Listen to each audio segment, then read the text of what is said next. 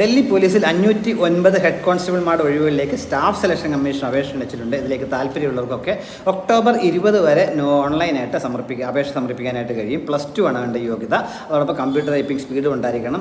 ഇതിൻ്റെ ഡീറ്റെയിൽസ് നമുക്ക് നോക്കാം. ആകെ 509 ഒഴിവുകളാണുള്ളത്. ഇതിലേക്ക് ഫീമെയിൽ കാൻഡിഡേറ്റ്സും മെയിൽ കാൻഡിഡേറ്റ്സും അപേക്ഷിക്കാൻ കഴിയും. പുരുഷന്മാർക്ക് 341 ഒഴിവുകളും സ്ത്രീകൾക്ക് 168 ഒഴിവുകളാണുള്ളത്. അങ്ങനെ ആകെ 509 ഒഴിവുകളാണുള്ളത്.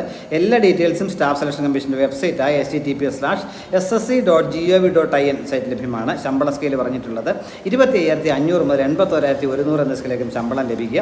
പ്രായം പറഞ്ഞിട്ടുള്ള 18 വയസ്സിനും 25 വയസ്സിനും ഇടയുള്ളവർക്കാണ് ഇതിലേക്ക് അപേക്ഷിക്കാൻ കഴിയുക. എന്നാൽ SC/SC കാൻഡിഡേറ്റ് 5 വർഷവും, OBC നോൺ ക്രിമിനൽ 3 വർഷവും, എക്സ്-സർവീസ്മെൻ കാൻഡിഡേറ്റ്സൊക്കെ 3 വർഷവും, ഡിസബിലിറ്റികൾ 10 വർഷവും ഉയർന്ന പ്രായപരിധിയിൽ ഇളവ് ലഭിക്കുന്നതായിരിക്കും എന്ന കാര്യം കൂടി മനസ്സിലാക്കുക.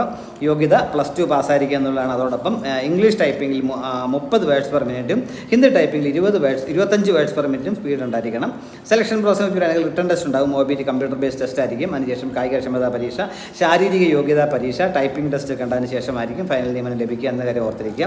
അപേക്ഷാ ഫീസ് ഉണ്ട്. 100 രൂപയാണ് അപേക്ഷാ ഫീസ്. എന്നാൽ വനിതാ candidates, SC/ST candidates, ex-servicemen candidates, disability ഉള്ളവർക്കൊന്നും ഫീസില്ല. ബാക്കി എല്ലാവർക്കും 100 രൂപ അപേക്ഷാ ഫീസായിട്ട് സമർപ്പിക്കണം. ഫീസ് അടയ്ക്കാനായിട്ട് നിങ്ങൾ ക്ലോസിംഗ് ഡേറ്റ് കഴിഞ്ഞ് ഒരു ദിവസം കൂടി ഒക്ടോബർ 21 വരെ സമയം ഉണ്ടായിരിക്കും. കേരളത്തിലും എക്സാമിനേഷൻ സെൻറ്ററുകളുണ്ട്. കേരളത്തിലെ എക്സാമിനേഷൻ സെൻറ്ററുകൾ 7 എണ്ണമുണ്ട്.